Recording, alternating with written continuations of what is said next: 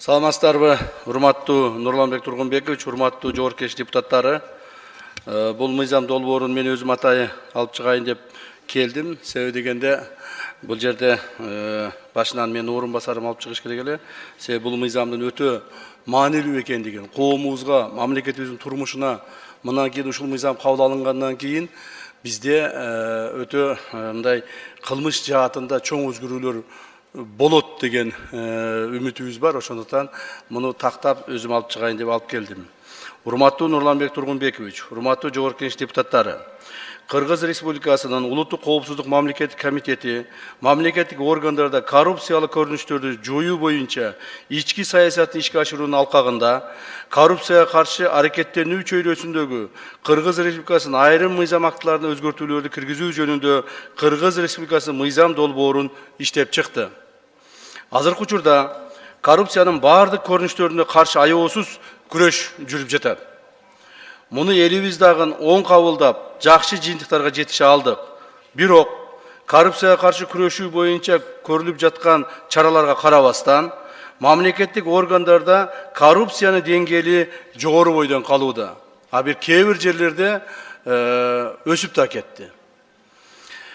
Бул жаатта жүргүзүлгөн анализ жана учурдун талабы ушул чөйрөдөгү мыйзамдарды мындан ары жакшыртууга муктаж экендигин көрсөттү. Ушуга байланыштуу бир катар мыйзам актыларына төмөнкүдөй жоболорду киргизүү зарылдыгын көрүп турабыз. Биринчиден, коррупциялык кылмыштарды жасагандык үчүн айып пулдарды жокко чыгаруу. Экинчи, коррупциялык кылмыш жасаган адамдарга күнөөсүн моюнга алуу жана материалдык зыяндын ордун толтуруу жөнүндө келишим түзүүдө эркинен ажыратуунун эң төмөнкү мөөнөтүнүн кеминде жарымын дайындоо. Коррупциялык кылмыштарды жасагандык үчүн соттолгондугу жоюлгандыгына же алып салынгандыгына карабастан мамлекеттик жана муниципалдык кызмат орундарын ээлөөгө милдеттүү түрдө жана калыбына келтирбеген тыюу салуу.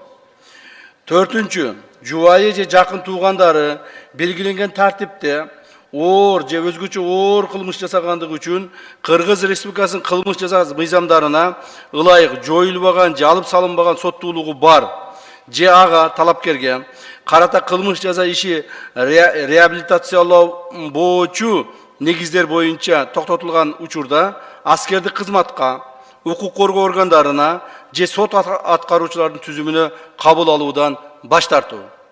Коррупциялык кылмыштарга жаза катары айып пул дайындоо боюнча айта кетүүчү жагдай, күнөөлүү кызмат адамдарынын айрымдары гана чындап эркиндигинен ажыратылса, көпчүлүгү айып пул түрүндө гана жаза каралган. Ал эми мамлекеттик жана коомдук кызыкчылыктарга келтирилген зыянды келип чыккан кесепеттери менен салыштырууга мүмкүн эмес. Мындай жагдайлар коррупциялык кылмыштарды жасоого шыктуу мамлекеттик аткаминерлердин жазасыз калуу сезимин пайда кылып, кылмыш жаза мыйзамынын негизги жоболорунун бири болгон жазасыз калбоо принцибин төмөндөтүүдө. Ушуга байланыштуу ушул категориядагы кылмышка күнөөнүн шайкештигин белгилөө максатында айып пул гана салбастан, күнөөлүү адамдарды реалдуу мөөнөткө чейин эркиндигинен ажыратып, белгилүү бир мамлекеттик жана муниципалдык кызмат орун ээлөө же белгилүү бир иш менен алектенүү укугунан милдеттүү түрдө өмүр бою ажыратуу боюнча кылмыш жаза кодексине тийиштүү өзгөрүүлөрдү киргизүү сунушталат. Сунушталган мыйзам долбоорунда коррупциялык кылмыштарды жасаган адамдарга көрүлүүчү чаралар жаза мөөнөтүнүн жогорулатууга эмес, кылмыш жоопкерчилигинен кутулбоону камсыздоого багытталган кылмыш жоопкерчилигин күчөткөн таасирдүү ыкмалардын бири катары эсептелет. Мамлекеттик муниципалдык кызматтарда кызыкчылыктарына каршы коррупциялык жана башка кылмыштарды жасагандык үчүн жазаны күчөтүү кылмыштардын ушул түрлөрүнө таасирдүү чара болууга тийиш жана коррупциянын алдын алууда күрөштөрдү натыйжалуу чара катары колдонулмакчы. Белгилеп кетчү жагдай, укук коргоо органдарына кызмат өтөө тартибин жөнгө салган мыйзамдарда соттуулугуна жоюлгандыгына же алып салгандыгына карабастан, соттуулугу боюнча учурда кызмат өтөөгө тыюу салуу боюнча өзгөртүүлөр киргизилген. Бул чара укук коргоо органдарында кызмат өтөөнүн кадыр баркын бир кыйла көтөрүп, коррупцияга каршы күчтүү фактор экендигин мезгил өзү тастыктады. Ушул жагдайды эске алып, мамлекеттик жана муниципалдык кызматкерлерге ушундай ченемдерди киргизүү зарылдыгы келип чыкты. Коррупциялык ишин улантпаш үчүн ниети бузук, колу булганыч аткаминерлерди, кызматкерлерди жана кызматчыларды мамлекеттик кызматка кайтуу мүмкүндүгүнө чектөө киргизилүүдө. Жогоруда айтылганын негизинде каралып жаткан мыйзам долбоорун колдоп берүүңүздөрдү суранабыз. Рахмат. Рахмат. Урматтуу депутаттар, бул өтө маанилүү өлкөбүздүн, элибиздин эртеңки келечегине түздөн түз таасир эте турган мыйзам долбоору. Андыктан буну кеңири талкуулап, кеңешип кескен бармак оорубайт дегенде так, ачык суроолордун негизинде биринчи окууда концепциясын кабыл алсак, кийинки окууда ошол айтылган пикирлер сөзсүз эске алыныш керек. Андыктан кеңири суроолор болуш керек. Табло бериңиздер, Камчыбек Кыдыршаевичке суроолор болсо бериңиздер.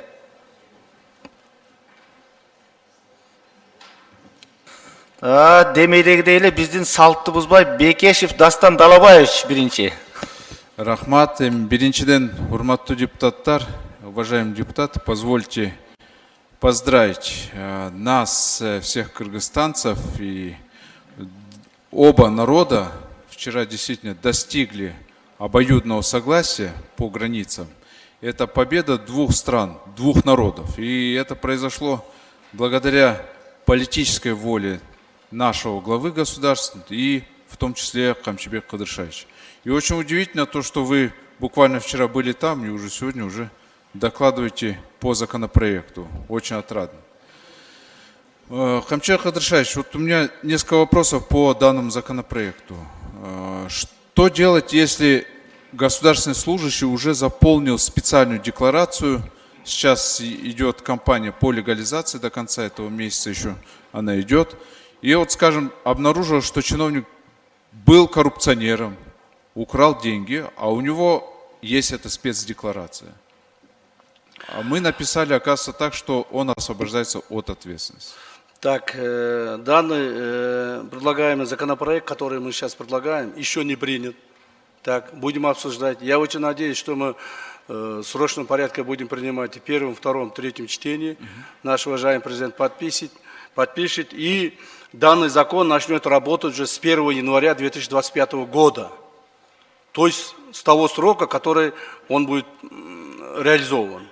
А до этого срока, даже сейчас, даже я могу так шутя сказать, что у коррупционеров еще есть время до 31 декабря совершить свои преступления.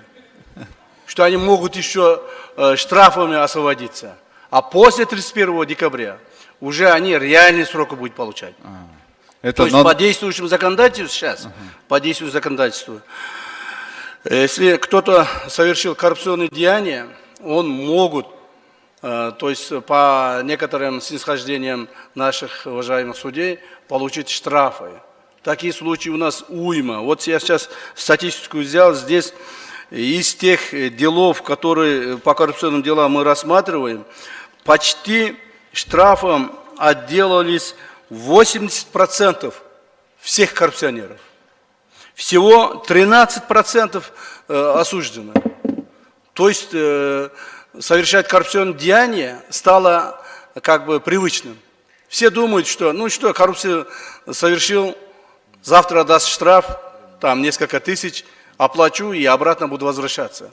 Теперь этого не будет. Вот именно этого не будет. Теперь реальный срок они будут получать.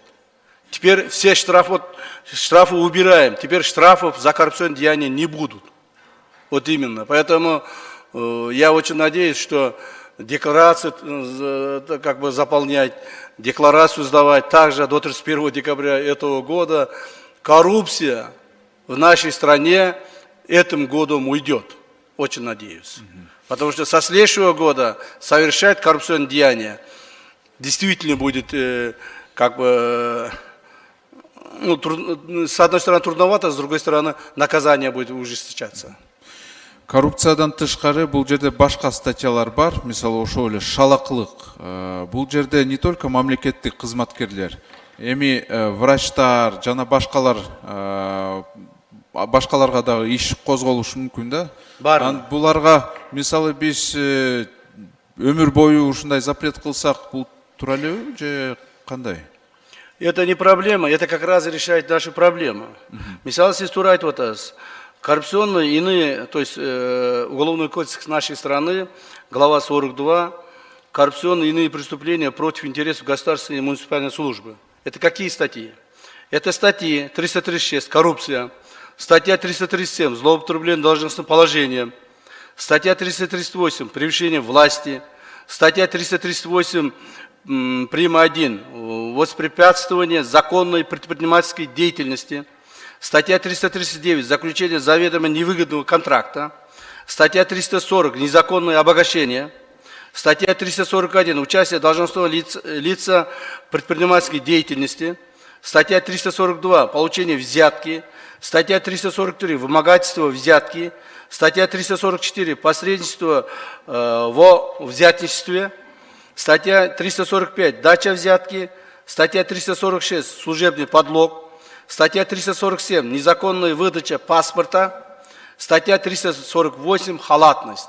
Вот те статьи, по которым уже не будет применяться штрафы. А вот если кто бы то ни был, врач ты или, ну, скажем, преподаватель, да, или еще кто-то другие должности занимаешь на государственной должности, все будут они привлечены. Врачтарды білесіңер, раз врачтардың арасында қандай деген көп нәрселер болып отыр. Мына жақында эле біз 5 врачты қармадық. Ошондо дагы бизге чыгышты, ай аларды бошотуп койгула, бизде жанагы операция кыла турган врачтар эле деп. Эгерде биз ошентип эле бири-бирибизди прикрывать эте берсек болбойт. Ошондуктан раз навсегда нужно принять такое решение, жесткое, но справедливое. Другого выхода нету. Я уже 4 года, вот уже 5-й год пошел, борюсь с этой коррупцией. Честно говоря, с одной стороны, человек устает. Задерживаешь, да, он выплачивает. Я не говорю о бандитах, о каких-то там преступниках. Я говорю о тех государственных служащих, которые попадались по этим статьям. Так, задерживаешь, он выплачивает как бы какую-то энную сумму по решению суда. Ни одного суда, то есть человека из судебных органов, прокуратуры или правоохранительных органов мы не смогли посадить на реальные сроки. Понимаете ли? Поэтому теперь уже эти реальные сроки будут, естественно, если вы данный закон примете. Я очень надеюсь, что этот закон будет приниматься. Мыйзам долбоорду колдойбуз, бирок чынында дагы суроо бар да, ошол эле коррупция же башка мисалы статьялар.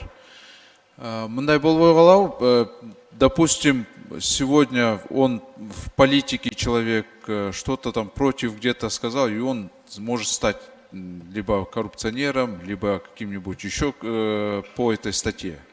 Эми сиз дагы өзүңүз дагы аны билесиз да, ушундай болуш мүмкүн да. А потом он пожизненно, если лишится возможности работать, не останется ли он вообще бедным? Нет, таких опасений не может быть, так как если человек по этим статьям будет осужден, так, значит будет основание на это. Это же не просто так, кого-то ты поймаешь по коррупции, по другим статьям, может быть, как вы сказали, там каких-то политиков можно привлечь. А по этим строгим статьям коррупционные деяния привлечь очень тяжело. Действительно тяжело. Если ты взятки не взял, а тебе применить статью по взяточеству, это невозможно. Понимаете ли? Чтобы вот этих статей, вот здесь сколько там, около 11 статей, чтобы их доказывать, наши сотрудники работают день и ночь. Очень тяжелые статьи на доказательства. А если доказал, значит, надо соответственным образом надо получить как бы наказание. Поэтому, что там каких-то политиков преследовать по этим статьям никак не получится. Это невозможно. То есть вы гарантируете, в принципе? Я не буду гарантировать ничего. Это закон гарантирует. Все, рахмат, хорошо. Рахмат, кейинки сөз Ажибаев Чыңгыз Ильяс Кожоевичте. Рахмат, урматтуу төраға, саламатсыздарбы, урматтуу депутаттар, урматтуу чакырылгандар. Мына жогоруда Дастан Далбаевич айтып кетти, Камчыбек Кыдыршаевич. Буга чейин кече мына жакшы жаңылыктар болду. Буга чейин бир дагы жетекчинин эрки жеткен эмес бул кадамдарга барганга. Мына сиз жанагы батырлыгыңызды дагы бир жолу далилдеп бердиңиз. Сизге жана ошо комиссиянын мүчөлөрүнө алкыш. Мыйзам долбоору боюнча токтолуп кетейин. Мыйзам бул бүгүнкү күндүн талабы да. Ушул кадамга барбасак, бул токтобойт экен. Коррупция боюнча мына күрөшүп атабыз, бирок тилекке каршы бул токтобой жатат да. Жана Камчыбек Кыдыршаевич, өзүңүз сөзүңүздү айтып кетпедиңизби? Жана соттолгондугу боюнча алынгандан кийин депчи. Ошол боюнча дагы бир жакшылап карап койсоңуздар, көзөмөл кылып туруп, жанагы соттолгон адамдар 1 жыл, 2 жылдын ичинде эле жанагы соттолгондугу боюнча погашение кылып салбаш керек да. Анан кийинки маселе коррупция менен козголгон иштерди бизде тергөөдө билебиз да, жанагы переквалификация деген маселеси бар да, Үмүткан Нургазиевна. Прокуратура тараптан ошол переквалификация жактарындагы мыйзамдуулугун карап чыгып, өзүңүздөр бир жакшы жыйынтык алып келесиздер деп ишенем. Анан Камчыбек Кыдыршаевич, бул мыйзам кабыл алынгандан кийин буга чейин жанагы коррупция менен соттолгон адамдар, ошолордун жакындары бүгүнкү күндө жогорку кызматтарда иштеп жүрөт да, ошолор боюнча кандай бир болот? Кыскача маалымат берип коесузбу? Рахмат. Погашение боюнча билесиздер эми, коррупцияны мына статьялар менен эгерде соттолгон болсо, мунун погашениеси өтө көп. 1 жыл, 2 жыл эмес. Бул мен азыр ачык айта жанында эме санкциялары жок, бирок мне кажется 5 жыл, 10 жылдай болуш керек. 7 жыл бекен ушундай болуш керек. То есть ага 5 жыл, 7 жылдан кийин дагы көрө жатарбыз. Бул бир. Ал эми жанагы возбуждение по коррупции, а потом переквалификация болуп кеткендер кандай болот деп. Здесь речь идет о том, что по окончании принятия решения судом, во время следствия, если какие-то переквалификации будет на другие статьи, это обычные как бы следственные мероприятия, которые будут проходить. А тут идет речь о том, что все эти как бы санкции будут применяться после принятия решения судом. Так, по этим статьям. Ал эми үчүнчүсүндө айтып атпайсызбы? Жанагы чоң кызмат иштегендердин жакын тууган уруктары ушул статьялар менен эми баласы болуп калат, ата-энеси болуп калат, мындай өмүрлүк жолдоштору болуп калган болсо эмне болот деп. Алар мыйзамдын чегинде биринчиден жумуштан кетишет. Себеби коррупция менен өкүм чыккандан кийин, өкүм чыккан адамдын башка бирөөнүн мисал келтирбейли, мен эле айтайын, эгерде менин коррупция менен өкүм чыга турган болсо, менин балдарым милицияда иштейби, прокуратурада иштейби, же мамлекеттик башка кызматтар иштейби, сразу жумуштан алынышат. В соответствии с данным законодательством. Түшүнүктүү да? Мен түшүндүрө алдымбы билбейм, мен түшүндүрө алдым. Туура түшүндүм, Камчыбек Кыдыршаевич. Эми бул мыйзамды колдойбуз. Ушу пара алып жаткан адамдар мындан ары ушу балдарыны, жакындарын ойлой турган болсо, ал жолго, ал кылмышка барбайт да. Бул мыйзам абдан туура, колдойбуз. Рахмат.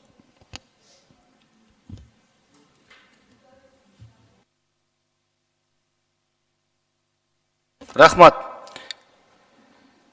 Кийинки сөз Талиева Камила Абдыразаковнада. Рахмат. Камчыбек Кыдыршаевич, арбаңыз кечээ күнү мына 4 декабрь Манас күнү символикалуу дагы бир күн болду. Кыргызда сокурдун эңсегени көз дегендей, биз ошол Кыргызстандын баары, анын ичинде биз ошол Баткен Лейлектин эли дагы ошол эңсегенибиз, ошо чек ара чечилсе деп. Сиз жон териңиз менен сездиңиз, элдин көз жашын көрдүңүз. Мына кечээ күнү ошол тарыхый учур болду. Чынында президент Кыргыз эл баатыры дегенди сизге абдан туура берген. Мына ошол кечеден бери телефон чалуулар болуп атат элдин атынан. Эл абдан кубануу менен кабыл алып атат. Кечээ күнү мына ошол ынактык мамилеңиздерди көрсөтө алдыңыздар. Эки өлкөнүн мына үлкөн чоң мамлекеттик кызматкерлери экөөңүздөр, мына Ятимов экөөңүздөр абдан бир мындай бир биз баягы кубануу менен кабыл алдык да. Мен учурдан пайдаланып айтып коеюн. Бүгүн сиздин келериңизди да билбеппиз, бирок кантип айтабыз деп аттык эле. Мына мен учурдан пайдаланып айтып коеюн. Чоң эрдик болду. Ыраазычылык билдирем мен жеке өзүм дагы. Анан экинчиден бул мыйзам долбоорунда кече күнү Тимур Маратович комитетке алып келди. Абдан мындай даана так түшүнүктүү тил менен жазылыптыр мыйзам негизи. Бир 3-чү, 4-чү, 6-чы, 10-чу беренелерди мен кечинде окуп карап чыктым. Мыногу жерде мен бир немени кошком. Эми баягы кыргызда айтылат, эрдик кылсаң сүрө кыл деп. Бул коррупция менен күрөшүүдө бул мамлекеттик муниципалдык кызмат, аскер кызматкерлери дагы омбудсмен боло албайт. Тиги бу деп бир топ мына беренелерде көрсөтүлгөн. Мен сунушум бар да ушул мамлекеттик саясий кызматтарды дагы кошуп коюшубуз керек да. Мына мыногу жерде жергиликтүү кеңештин депутаттарын шайлоо жөнүндө жергиликтүү кеңештин депутаттарына шайлоо катыша албайт деп атат да. Анан жогорку кеңешке дагы бара албай турган кылышыбыз керек. Ушул саясий кызматтарды кошуп койбойлубу? Коррупция менен. Ушуну мен сунушум, бул мен экинчи окууга берем. Анан кийин мыногу жерде дагы мына штрафтарды жазган бир кичине бири-бирине кайчы пикир келген жер бар экен да. Коррупциялык кылмыштарды жасаган адамдарга мыногу немени айып пулду жокко чыгаруу деп берипсиздер. Анан кайра бир беренесинде жүрөт. Күнөөсүн моюнга алуу менен материалдык зыяндын ордун толтуруу жөнүндө келишим түзүүдө жарым мөөнөтүн өтөйт деген кирип атат да. Ошон үчүн бул жерде ошол келишим, бул ошол эле айып пулдун бир түрү болуп калбайбы? Келишим түзгөндө төлөнүп. Ушуну кандай чечмелейсиз? Биз бул жерде ошол айыпталуучуга дагы мүмкүнчүлүк беришибиз керек деген бир маани болуп атат да. Мына мисалы бир коррупционер колго түштү, так? Жөнөкөй тил менен айтканда. Ал коррупционердин айыбы угузулду, ал айыбын толук мойнуна алды. Келтирилген зыянды мамлекетке толук төлөдү. Ошол маалда дагы азыр эгерде бүгүн ушундай да, бүгүн эгер ушундай кыла турган болсок, сотко апарат, сот штрафын чыгарып жиберет. Биз кабыл алып аткан мыйзамда болсо, эгерде ал ошентип мамлекетке зыянды төлөсө дагы, жанагы айыпты мойнуна алса дагы, айыптоо баягы келишимин түзсө дагы, так, мойнуна алуу келишимин түзсө дагы, ошол күндө дагы белгиленген мөөнөттүн жарымын сөзсүз түрдө түрмөдө өтөйт деп жазып атабыз да.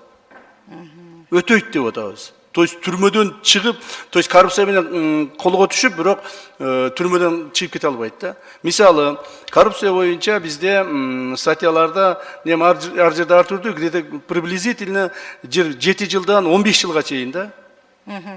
Эгер тигил адам согласие түзсө деле, может быть 10 жылга кете турган статьясынын хотя бы жарым 5 жылын отуруп чыгат да. То есть сөзсүз түрдө түрмөгө түшөт деген мындай ыкма да булчу. Бирок ошол эле мезгилде жанагы акчасын төлөгөн болсо, айыбын мойнуна алган болсо, мен ушуну ката кетирдим деп өзүнчө бир эме кылган болсо, жарым срогун гана өтөсүн деген мүмкүнчүлүк берип атабыз. Себеби мен бул жерде айып пулдарды жокко чыгарылат дегенден улам ошол ойлонуп атам да. Айып пул болсо, айып пул менен да чыгып кеткендер болбойт мурдагыдай. Болбойт. Айып пул деген болбойт муну. Бул жерде айып пул деген сөз жок. Бул жерде возмещение нанесенного ущерба. Так? Возмещение. Анан мыногу уюшкан кылмыштуу топко тиешеси барларды дагы бир бул коррупция жазалат да. Сөзсүз түрдө ал жерде коррупциялык иш болот. Ошого тиешеси барлар дагы бир катуу иликтеп чыкпайсызбы? Туугандарынын тиешеси бар, жакындарынын, жубайынын тиешеси бар, ата-энесинин тиешеси бар. Ушуну бир кайрадан карап чыкпайсызбы? Ушу беренеге киргизгиле ушу дагы бир. Бул боюнча азыр Ички иштер министрлигинде мыйзам долбоор даярдалып атат. Уюшкан кылмыштуу топ боюнча. Эми ачык эле айтыш керек, урматтуу депутаттар. Мына коомдун ичинде жүрөсүңөр, сиздердин шайлоочуларыңыздар, эл менен баштайын сүйлөшүп жүрөсүздөр. Бул уюшкан кылмыштуу топ менен, бандиттер менен күрөшүү оңоюраак экен да, коррупция менен күрөшкөндөн көрөчү. Алар менен күрөшүү оңоюраак экен. Мына мен көрдүм, аны өзүм сездим. Азыр мен бандитмин деп чыгып, же болбосо бандиттик ишти эч ким кыла албайт, качып жүрөт. А коррупция до сих пор продолжается. Где-то уже коррупция дошло до высоких уровней. Вот буквально вчера мы, 2 дня назад, задержали руководителей налоговых инспекций столицы, 4 людей. Так, они нанесли бюджету приблизительно по нашим подсчетам около 3,2 миллиарда сомов. В то же время мы сейчас требуем от наших ушул убакта биздин жанагы жөнөкөй жарандарыбыздан жана азыр базарларда отурган жарандарыбыздан налог төлөө, салык төлөө деп алат кыйнап атабыз, туурабы? Этенен деп туруп. Именно ушу этененди жашырышып, этенен боюнча коррупциялык схема түзүшүп, налоговиктер өздөрү. Так, 3,2 миллиард бул азыр башталышы гана. Возможно, сейчас вот это расследование как раз идет, возможно, мы сегодня, завтра будем задерживать еще более других начальников сверху. Это может быть дойти до каких-то руководителей. То есть это целая мафиозная, коррупционная структура, схема, которую они создали. Ошондуктан биз муну аз токтотуп кое алабыз. Этинен боюнча мен бир маалымат берип коеюн. Этинен деп эле элдерибиз деле ызы чуу болуп атат, туурабы? Мына этинен электрондук товардык транспорттук накладной боюнча. Булар кантип мафия түзүшөт? Бул маалымат сиздерге өтө керек, себеби азыр кээ айтып атат, налоговыйларды камап койдуңар, биз планды толтура албай калып атабыз, ушуларды чыгарып бергиле деп. Мен айтам, жок деп атам. Этинен боюнча булар жанагы товарды алышат экен дагы, мисалы арак, акцизный товарларды алып туруп, складтан чыгарышып, жөнөтүшөт, жанагы электрондук товардык транспорт накладнойду жазышып. Ошол эле мезгилде жанагы Сосновкага барып туруп, Сосновкадан өттү деген отметканы кылып туруп, биз аны кайрадан кайтардык деп отметка кылышат өздөрүнөчү. Кайтарып кайра товар складка келди деп. Бирок ошол эле маалда товар кайтпайт, ал дальше кете берет. Ошко барат, Жалал Абадка барат, же Баткенге барып сатылып кетип атат. Но налог төлөнбөй атат, себеби товар кайтарылып келди. Ушундай операциялар менен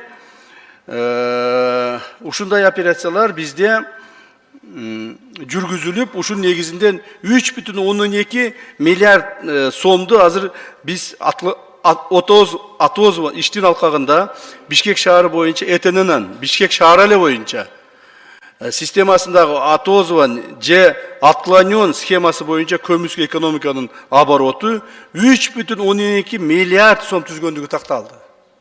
Көрдүңөрбү, кандай коррупциялык система? Ошол эле мезгилде биз базарда отурган, же болбосо торговый точкада отурган биздин жарандарыбызды давай 10 миң төлөп кой, 20 миң, 100 миң төлөп кой деп артынан жүрөбүз. А тут миллиарды. А эту коррупционную схему кто устраивает? Сами же налоговики. Я думаю, они еще и делились со своим начальником, а мы это еще установим. Поэтому мы их как раз сейчас привлекаем по статье коррупции. Так, по статье коррупции.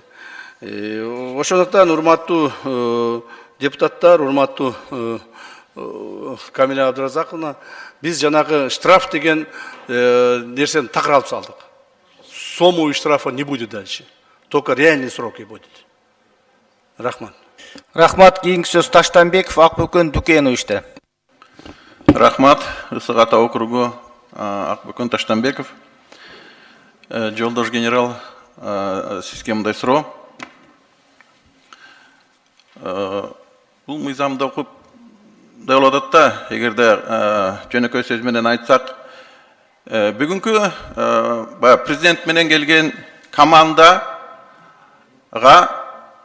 коррупцияга байланышып калса, эгерде айыл өкмөт болобу, аким болобу, могул закон менен жазалайбыз. 20 жылдан бери урдап, миллиард деген урдаган коррупционер штрафтар менен кутулат. Туурабы? Мүмкүн ошондой. Жок, эртең күчүнө кирсе деле обратная сила не имеет же. Жок. Эртең күчүнө киргенден кийин дагы бир жолу айтайын. 1-январдан баштап ким ушул жогорку айтылган статьялар менен жоопко тартыла турган болсо, алар сөзсүз түрдө реальный срок алат. Ал акимби, губернаторбу, министрби айырмасы жок. Мен жанагы 4-5 жыл мурун урдагандарды айтып атам. Алар кармалып калса бүгүн иш козголот, бирок бүгүнкү мыйзамдар менен соттолбой калып атпайбы алар? Алар мурунку мыйзамдар менен соттолот. Ошол убакта действовать эткен, туурабы? Туура, ошондуктан айтып атам, 31 декабрь 2024 жылга чейин коррупционерлердин, мамлекеттик коррупционерлердин убактысы бар дагы. Мына бүгүн 25 күн убактысы бар. 25 күннөн кийин жасаса, мына ушул мыйзам менен соттолот. Кээде мен ушу районда карап жүрөм да, бүгүн сиз жанагы миллиардтарды урдагандарды кайрып келип атсаңар, кээде ушундай эме болуп атат да, ошол сиз кайрып келген акчаны экинчи жолу урдагандар болуп атат окшойт азырчы. Анан бул мыйзам бер жагы бир 10-15 жылга кечигип келатат окшойт. Бирок эң керектүү эмне үчүн дегенде сиз жана айтып кеттиңиз, бүгүн коррупционерлер коркпой калды. Коркпой эле урдап атышат да. Кээде ойлойм да, или билимдери жетпейби, или чын эле урдайбы. Анан сизден да бир суранып кетиш, бир 2-3 эме бар. Мен бир 4-5 кат жөнөттүм эле. Анан бир 3-4 иш козгогон. Бул кант боюнча, водопровод боюнча мына МВДде, РОВДде эмне үчүн бир 3 жылдан бери жөнүлө турат. Мына ол Будяновка деген айылда мектеп бар эле, анда коррупция менен бир иш козгоду эле, ал да токтоп калды. Новопокровкада Киров деген пайштердин бир 2000дей пайын алып, Аталык деген компания өзүнө алып алыптыр. Ага да коррупция боюнча иш козгоду, силердин ведомство, ал да эмнегедир токтоп калды. Ушуну көзөмүзгө алып коюңузчу, сизден суранарым. Бул сиз айтып аткандай коррупционерлер баягы наказание неизбежный болсо, бул токтойт болуш керек. Анан эки нерсени мен ойлойм сиздин волаңыз жетет. Бул Тажикстан менен чек араны бүтүрүш аягына чейин и коррупцияны жок дегенде бир 70%-ын жеңиш. Сиз генералсыз. Президент маршал дегенге чейин берсе болот. Бирок бир наам бар, полководец деген. Бул улуттук аябай бир чоң бир сраженияны уткан адамга берчиле. Мен ишенем, сиз жеңсеңиз, эл сизге полководец деген наам берет го деп ойлойм. Бул президент да бере албайт. Бул эл берет, жөнөкөй солдаттар берет, жөнөкөй офицерлер берет. Ошондуктан мен ойлоп атам, бул мыйзамды колдойбуз, бирок сиз аягына чейин жетишиңиз керек. Бул коррупция. Рахмат. Рахмат. Кийинки сөз Алиев Медербек Кубанычевичте. Чоң рахмат, урматтуу Нурлан Тургунбекович, урматтуу кесиптештер, урматтуу Камчы Кыдыршевич. Менин пикиримде коррупция менен адекваттуу, аяосуз күрөшкө багытталган мыйзам долбоорлордун бири. Бирден бир себеби коррупцияга шектелген, сот тарабынан күнөөсү далилденген адам өзү гана жазага тартылбастан туугандары дагы тартылат экен. Мисалы үчүн илгери Кыргызстарда ушундай болгон экен. Эгерде баласы уурулук кылса, өлүм жазасына тартылат, баласынын сөөгү өмүр бою атасы көтөрүп жүрүшү керек экен. Ошонун кесепетинен уурулук практически жок болгон экен. Жакшы мыйзам, мен колдойм жеке өзүм. Адашпасам, мурда да жогорку кеңешке келген эле, бирок колдоо таппай калган эле. В связи с этим, в целом, я одобряю, необходимым считаю, потому что принцип уголовного судопроизводства – неотвратимость наказания, тем более коррупция.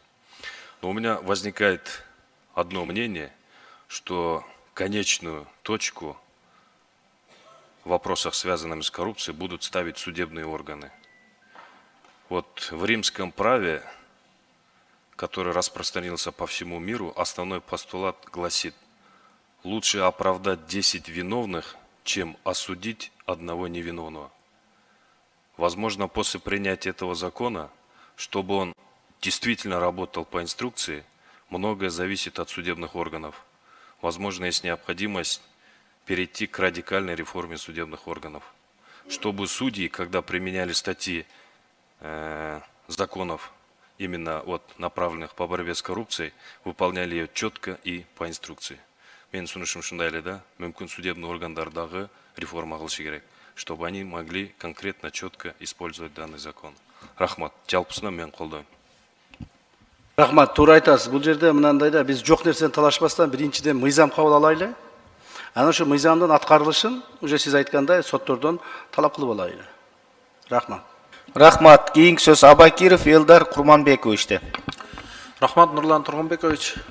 Саламатсыздар, урматтуу депутаттар, урматтуу Камчыбек Кыдыршаевич, чакырылгандар.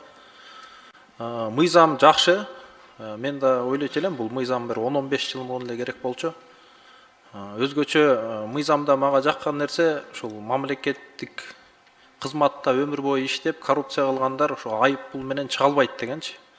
Анткени чындыгында элди кыдырганда көрөсүң, мүмкүн бирөө жол жасап атканда бир взятка алат. мүмкін 100 000 доллар взятка алат, бирок жолго тийген зыяны миллион долларлар болушу мүмкүн да. Өткөндө Кочкор тараптан өтүп атканда ошо бир мисал айтышты да транспорт министрлигинен. Ошол жерден бир ушунча взятка алган, бирок зыян санасак бир 16 миллион долларлык зыян тийиптир да. Ал толугу менен туура, аны колдойбуз. Бирок мен да бир экинчи окууда сунуштарды берет элем. Могу жакын туугандары кызматка келе албайт дегенде Камчыбек Кыдыршаевич. Мен азыр тарыхта мисалдарды карасам, мисалы Нельсон Манделаны билебиз да. Анын балдары коррупционер болуп чыгыптыр да. Бирок Нельсон Мандела ал тарыхый инсан да, аны баары билишет, кандай таза инсан эме экенин. То есть Ли Куан Юнун деле аталаш иниси коррупционер болуп чыгыптыр. Мүмкүн бир пунктка ошол кошуп коебуз, эгер мындай чыныгы талдоо аркылуу жакын туугандынын коррупцияга тиешеси жок болсо, мүмкүн ага бир исключение болушу мүмкүн деген. Ошол боюнча көз карашыңыз кандай, Камчыбек Кыдыршаевич? Себеби биз муну мына өзүбүздүн мыйзамдан алдык да. Мына биздин жанагы улуттук коопсуздук мамлекеттик комитеттин мыйзамына ылайык биздин комитетке эгерде ата энеси, жакын тууган уруктары, бала чакасы же болбосо даже, честно говоря, аялы, кайнене, кайнатасы соттолгон болсо да биз албайбыз да.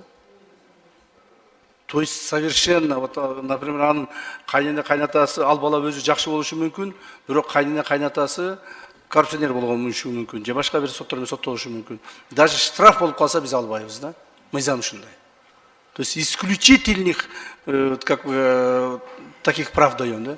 Ошондуктан айтайын дегеним, сиздин айтканыңыз биз дагы бир жолу карап көрөйлү. Макул, карап көрөйлү. Бул жерде башка мына прокуратуранын представителдери отурат, жана омбудсмен отурат, биздин кызматкерлер менен чогуу дагы бир сыра карап көрөйлү. Бирок мен ойлоймун, биз муну жеңилдеткенден, жумшарткандан пайда таппайт да мамлекет. Биз ушуга ишендик. Мына айтып атпайм, мен 5 жылдан бери коррупция менен күрөшөмүн. Кече мындан 2 күн алдын налоговиктерди кармадык эле. Кече түнү менен таможниктер менен чабышып чыктык.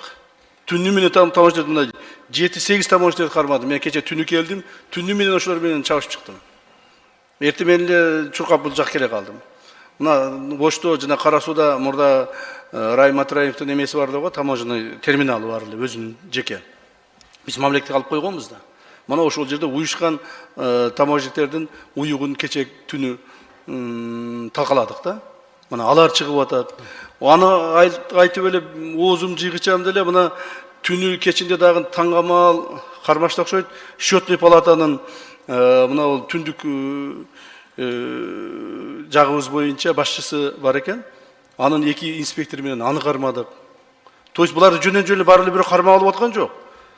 По ним ведется работа, скрупулезная работа. То есть мы должны доказать, когда он получил взятку, каким образом получил. Сейчас, слава богу, техника уже развита. То есть можно все снять на видео, на аудио дегендей. Ошентип отуруп туруп кармайбыз да. То есть күндөн күнгө булар көбөйүп атат да, токтобой атат. Ошондуктан ужесточить керек болот да. Уже биздин алыбыз да келбей калды. Бир жагынан таможниктери кетип атат, бир жагынан налоговиктери кетип атат, бир жагынан счетный палатасы кетип атат. Уже мугалим жана башкаларды айтпагандачы. Ошондуктан муну ушундай кылып туруп бир иштеп көрөйлүчү. Бул мыйзамда эми кайсыл бир күндөрү бир туура эмес болуп калса, кайра чакыртасыңар, өзгөртүүлөрдү киргизесиңер. Так? Ошондуктан азыр ушуну иштеп көрөйлү. Рахмат, Камчыбек Кыдыршаевич. Түшүндүм. Эми экинчи окуга сунуш берип дагы талкуулап. Анан бул дагы мыйзам жакшылап иштеш үчүнчү мен сот системасы боюнча, көз карандысы боюнча дагы бир реформалар керек го. Мен ушундай каалоолор бар да. Анан могу журналистиканын эркиндиги да маанилүү деп ойлойм да. Анткени могу акыркы 2-3 жылда сиз козгоп, көп коррупционерлерди кармаган ишкерлер мурун көбүнчө ошол журналисттер изилдеп чыкканда исследованиялар бар да. Мен ойлойм ошол журналисттер көз карандысыз жакшы изилдөөлөрдү кыла алат. Анан ЭТТН, СФТер боюнча айтып кеттиңиздер. Бул жерде ишкерлердин 2 чоң көйгөйү бар экен да. Биринчиси ошол таможнядан өтүп атканда товардын так булагы жок болуп атат да. Алар айтат, мисалы Дордой, Мадинага келгенде товардын документи жок. Анан биз ошол жерден алып атканда биз документти кантип жасайбыз деп ошондой көйгөй бар да. Анан кичинекей ишкерлердин эметкени биз бухгалтер жалдай албайбыз дейт. Ошон үчүн мен ойлойм, ошо 2 маселени чечсек, ЭТТ маселеси да чечилет деген ойдомун да. Рахмат. Рахмат, мен налоговый боюнча, мен ал боюнча некомпетентен, айта албаймын, честно говоря, ал боюнча мындай караган жок. Но журналисттердин эркиндигин деп айтып атпайсызбы? Журналисттин эркиндиги эмне Кыргызстанда жокпу? Кайсы журналист эмнени кааласа, кандай кааласа жазса болот. Бирок биз акыркы жылдары булардан мындай талап кылып атабыз. Калп нерсени жөнүн эле бирөөнү мындай бир калп нерсени айтып, анан кийин мамлекеттик тынчтыкка бүлүк салууга аракет кылган адамдарды. Аларды биз жазага тартышыбыз керек. Ошондо гана мамлекетибизде тынчтык болот. Мисалы мына кече күнү мен ушул жерден эле ачык эле айтып коеюн, мына депутаттар деле көрүп атсаңар керек. Кече мен ушул жанагы Баткенден учуп келатып көрүп калдым. Ошондо убактын баары көрүп калдым. Баягы Темиров деген дагы бир какой-то расследование чыгарыптыр. Якобы Вьетнамдарга жерлерди сатып бердик тияк бияк деп. То есть президентибизге айтып, сөз келтирип, ушу президент сатып берди, мына Кытайларга жерди сатып берди, Вьетнамдарга жерди сатып берди, дагы башкаларды деп жок эле. Ошону журналист деп эсептесек болобу? Так. Ал Вьетнамдарды Кыргызстанга алып келиш үчүн 1 жылдан бери чуркайбыз. Кыргызстанга акчасын вложить этип, ушул жерге инвестиция алып келиш үчүн 1 жылдан ашык убакыттан бери чуркайбыз. Мына маған мындан бир 2 апта алдын Бишкек шаарынын мэри Айбек Жуншалиев мындай кубанып, сүйүнүп мага телефон чалыптыр. Баягы чуркаган Вьетнамдар акчасын которду, жакшы болду, мына акча келип бизге түштү. Канчадагы миллиардтер эсиме чыгып калды. Акчасы түштү деп. Мына көрдүңөрбү? Ошолорду ошентип тартып келип, мамлекетке ошол инвестициялар тартып келип, аны бир Жапаров Садырны Кожоев чөтө салып алып аткан жок, же башка салып алып аткан жок. Мамлекеттик органдарга келип түшүп атат. Инвестициялар тартып келип атса, тигил айтып атат, жок, муну сатып берди.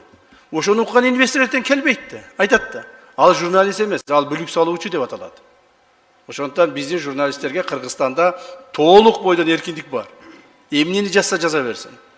Бирок Кыргызстанга бүлүк салбаш керек да. Ошон үчүн бүлүк салгандарды биз тартипке чакырдык, мындан ары да чакырабыз. Керек болсо жакында мына силер мыйзам кабыл алдыңар окшойт чамасы, жанагы абройго шек келтирүү боюнча деп, же кабыл алып атасыңарбы, чөтө мен азыр эсимде жок. Ошол эгер кабыл алынып кала турган болсо, анда аброюбузга шек келтирди деп дагы буларды биз тартипке салабыз. Мен сиз отурган жериңизден эле сизди ата жотоңузду өзүңүздү кошуп эле сөгүп кирсем сиз айтасыз да, бул жинди болуп калганбы деп, туурабы? Журналисттерге да ушундай талап болуш керек да. Рахмат. Рахмат. Рахмат. Кийинки сөз Акаев Жанарбек Кубанычевичте. Чоң рахмат, урматтуу Нурланбек Тургунбекович, урматтуу Камчыбек Кыдыршаевич. Мен мындан бир 9 жыл мурун швециялык жазуучу журналист Йохан Энгвал деген мырза Кыргызстанга келип, ушу 9 жыл мурун бир китеп жазган. Кыргызстанда маселе кантип чечилет? Саясий коррупция деген эмне? Бажы тармагы кантип иштейт деп. Ошол бүт дүйнөгө тараткан Кыргызстандагы коррупция деген китебин окуган бардык кыргыз мындай уяла турган деңгээлде болчубуз. Ошол жерде жазып атат, министрлер кантип кызматка келет дейт. Саясий коррупция. Камчыбек Кыдыршаев, өзүңүз билесиздер, жана 300 000 доллар, 500 000 долларга чейин берип, министр же ошо бир бажыны башкарып, же бир ошондой бир кызматтар сатылган күндөр болгон бизде. Кызматтар кадимкидей, бул саясий коррупция. Азыр токтоду. Криминал менен мафия, бандиттер менен күрөшмөйүнчө өлкө өнүкпөйт. Мындай бул эң чоң тоскоолдук, криминал менен коррупция. Ушул жылдын башында Эквадордо жанагы криминалдык авторитет түрмөдөн качып чыгып, анысына мафиясы биригип, өлкө будуңчаң болбодубу? Бүт мамлекеттик кызмат, телеканалдарды басып алып, криминал менен мафия. Биз дагы эгерде аларды каалагандай койгондо, мына ошого келмек. Кадимкидей мындай ошого бараткан. Криминал менен мафия, уурулар биригип туруп, өлкө жетекчилигине Кыргызстанга тоскоолдук кылып, кандайдыр бир нерселер жасап койгонго акча бар, балдар бар, курал жарак бар мына. Ошон үчүн мына ушундай чоң күрөштөрдү биз ким гана болбосун, криминал менен коррупция менен күрөштү колдошубуз керек. Камчыбек Кыдыршаевич, мына азыркы мыйзам кабыл алынса, мен үй бүлөлүк кодексти карасам, жакын туугандары дегенде бул ата энеси, балдары, бир туугандары жанагы кирип атат да. Эгерде бирөө коррупция менен кармалса, эми аялы, балдары мындай макул ошол жанагы кызматта болсо баласы. Бирок ушуга эми бир тууганы чоңойду мисалы, ал өзүнчө болуп кетти дейм, бир канча жыл мурун өзүнчө үй бүлө болуп кетти, эме болду. Бирок ушу коррупция менен кармалса эмесе, ошо бир тууганы дагы жооп береби мамлекеттик кызматтарга, аралашпай кала турган болобу же ушул жагын кандай карап атабыз? Ушул суроолор уже бир нече депутаттардан берилди. Мен ушуну да бир сыра карап чыгайынчы бир туугандары боюнча. Бала чакасына биз сөзсүз түрдө ошону колдонушубуз керек. Себеби дегенде баягы коррупционер баласын ойлоп деле, кызын ойлоп деле, ойлоп деле мындай аракет кылбай калабы деген үмүттө да. Ал эми бир туугандары сиз айткандай бир тууганы өзү үйлөнүп, жайланып, бала чакалуу болуп, иштеп жүрсө, анан кийин эле беркиси колго түшүп калса, аны апарып ишиңен кет деп турса, мыйзам чегенде деп. Бир аз одоно болуп калабы деп мен да ойлоп калдым азырчы. Биз согласовать этели, экинчи окууда мүмкүн биз өзгөртүү менен келебиз. Рахмат. Анан муну коррупция менен күрөшүп, жанагы мыйзам салган базарлар, жерлер көп кайтарылып атпайбы? Ошондо ишкерлерде анча-мынча суроолор болуп атат да, мисалы, ал коррупционер сатып жиберди бирөөгө. Анан ал дагы бирөөгө сатып жиберди. Үчүнчү, төртүнчү болуп сатып алгандар азыр ошолорду мындай бир ошол жерди мамлекеттин балансын өткөргөндө ошолорго мисалы алардын эми күнөөсү жок болушу мүмкүн да. Бир үчүнчү, төртүнчү бир башка бирлерден сатып алган болсо, ошолорго кандай болот дейм да, ошолордун бир компенсация каралабы же эмне болот? Ал маселе тура, ал маселе бар. Бирок биз билесиздер, ошол эле мезгилде ошол эле коррупционер алып туруп экинчи, үчүнчү, төртүнчү адамга оформлять этип койгондору бар. Биз ошо схемаларын дайындап чыгып атабыз.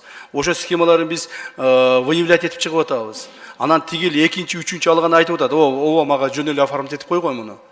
Мисалы, мына чын айтыш керек дегеле кайсыл Аврораны алдык беле, жана кайсын алдык эле жанагы көлдө.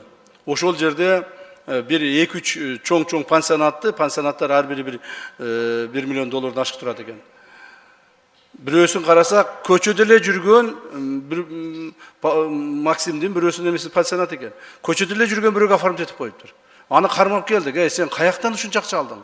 Ким саган, кимики бул десе айтат, бул паланчаныкы дейт. Ал мени чыгырып эле жөн оформлять этип койгом. Мына алсаңар өткүзүп алгыла деп. Анын атасы келиптир чуркап. Ай мен баламды камабагыла, бул мунуку эмес, бул тигиники депчи. Көрдүңүзбү? Ушундай схемалар бар. Ушундай хитросттар бар. Ал бул бир эле пансионат эмес. Бул көптөгөн нерлер, жерлерди алып коюшкан, заводдорду алып коюшкан, фабрикаларды алып коюшкан. Ошонун бардыгын бири-бирине жөн оформлять этип койгон. Көчөдө эле бирөөсүнө бириси малчы болуп жүрөт, бириси водитель болуп жүрөт, бириси таксист болуп жүрөт. Анын имуществосун карасаң, $5 миллион, $10 миллион имуществосу бар. А өзүнүн үйү жок. Мына ошондойлор болду, мына ошо чыгышты. Ошолорду биз акырын схема менен алып чыгып, алып келип алып атабыз. Алар жалыбызды тилетпейт. Мына көрдүңүзбү, азыркы алынган үйлөрү, жерлери, заводдору, пансионаттары, жана башкалары алынгандардын кимиси жалыбыз этип атат. Этсин келсин мына, сотко берсин, айтсын, биз да сотко барайлы. Эч кимиси жалыбыз эте албайт. Себеби алар коррупциялык жолдор менен, коррупциялык схемалар менен урдашкан. Эгерде аны биз азыр возможность этип аны алып койбой турган болсок, бул дагы уланып кете берет. Жанарбек Кубанычевич, ошон үчүн биз ушул мындай коет оперативный розыскны өзүбүздүн бир методдорго салып, таап издеп чыгып атабыз да. Рахмат, Камчыбек Кыдыршаев, жана могул Уна ишканасынын авторынок, мына Уна базарындагы бөлүмүнө бир көз салып койсоңуз жакшы болот эле да. Ошол жерде туруктуу жана Казакстандан келген машинелерди Кечиресиз, кошо албайм. Регламент. Кийин сөз Ашимова Динара Ашимовнада. Рахмат, саламатсыздарбы? Камчыбек Кыдыршаевич абдан керектүү, азыркы убакка керектүү мыйзам болуп атат. Чын жүрөктөн колдойбуз. Бул биздин мамлекеттик кызматта темир тартип керек болуп калды, ошого абдан жардам берет деп ойлойм. Ошо менен бирге мен бир сунушум бар эле. Баягы бир аябай чоң коррупциогендик фактор бар да азыркы учурда. Өзүңүз дагы көрдүңүз, мына Кумтөрдүн ишин алып барып атканыңыздарда баягы жоопкерчиликке тартуу үчүн денонсация керек болду да, жанагы договорду. Азыр бизге көп баягы биз кредит алып атабыз, грант алып атабыз, мамлекет чынында керек ал келишимдер. Бирок ошол келгенден кийин биз ратификация кылгандан кийин жоопкерчиликке договорду баягы даярдаган адамдарды тартууга мүмкүн эмес да, без денонсации. Ошон үчүн бизде мына статья бар, ушу как раз коррупция азыркы статьялардын тизмесине кирет. Бул заключение заведомо невыгодного контракта для государства деген бар. Кыргызчасы биринчиден туура эмес которулуп калганда, азыркы ошо мурдагы уголовный кодекста, азыр оңдоп кетсек болот, билип туруп пайдасыз контракт түзүү деп жазып койгон.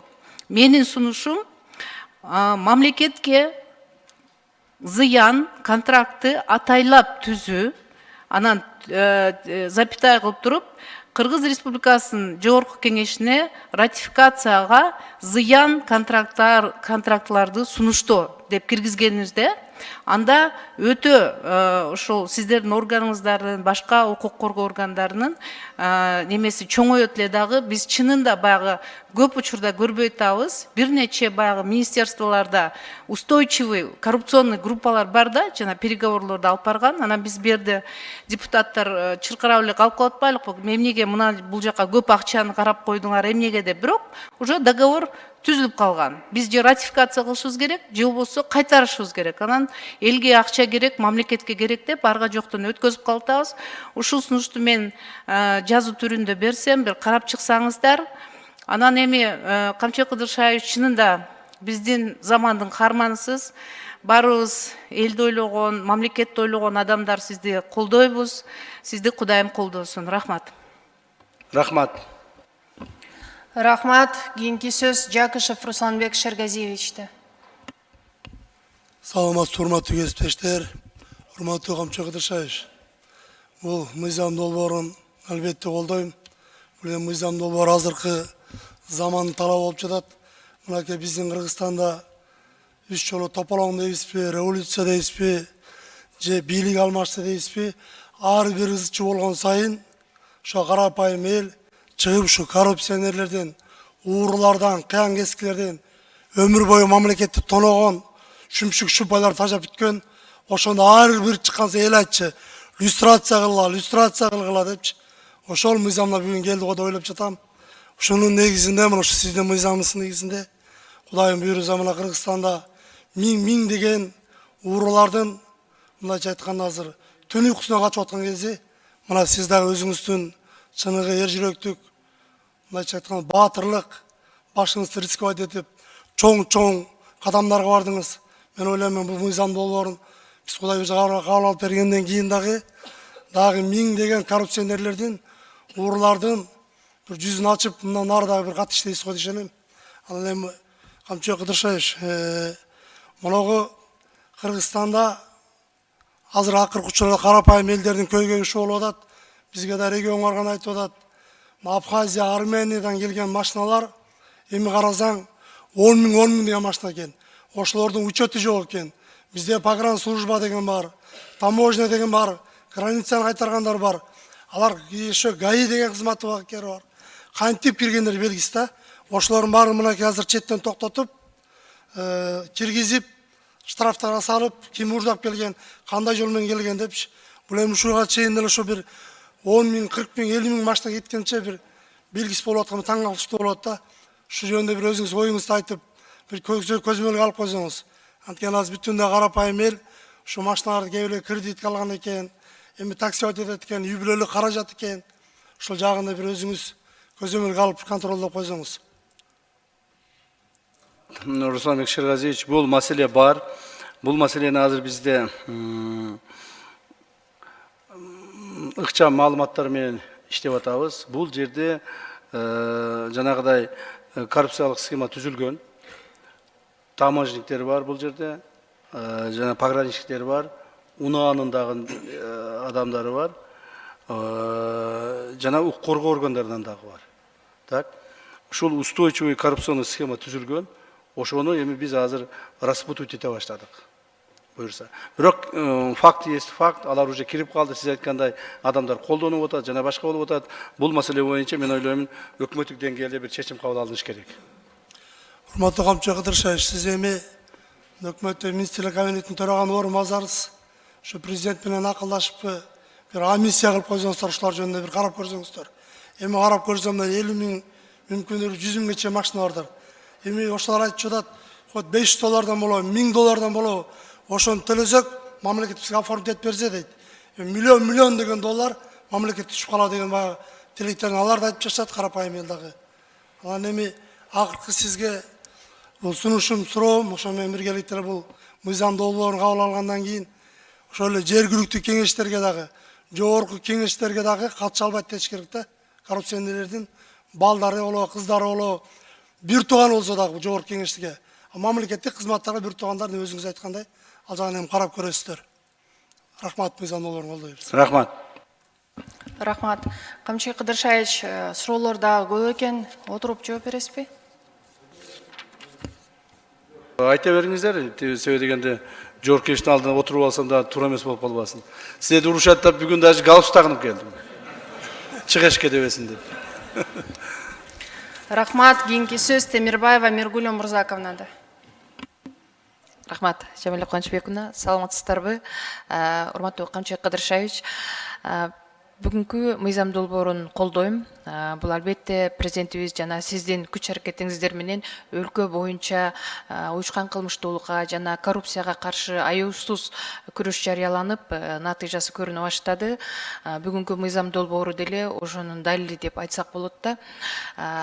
Мен бир жума бою Лейлик районунда иш сапарында болуп келдим.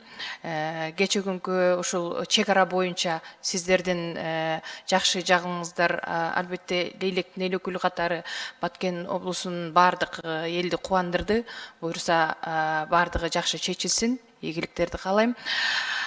Эми бул мыйзам долбоору боюнча менде суроо жок, бирок сунуш катары айтат элем.